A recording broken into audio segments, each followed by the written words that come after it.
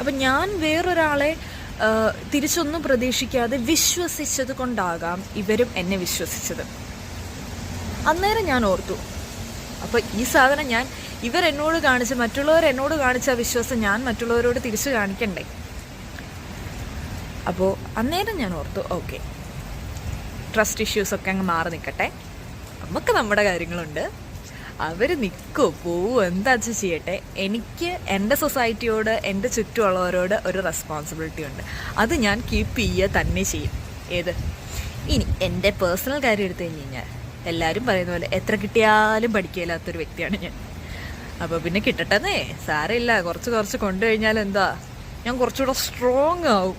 പിന്നെ ഇതൊന്നും എനിക്ക് വലിയ പ്രശ്നമല്ലാണ്ടാവും എന്നുള്ളത് എനിക്ക് തോന്നുന്നുള്ളൂ. അല്ലാതെ ഞാനീ പരിപാടി നിർത്താൻ പോകുന്നതൊന്നും എനിക്ക് തോന്നുന്നില്ല.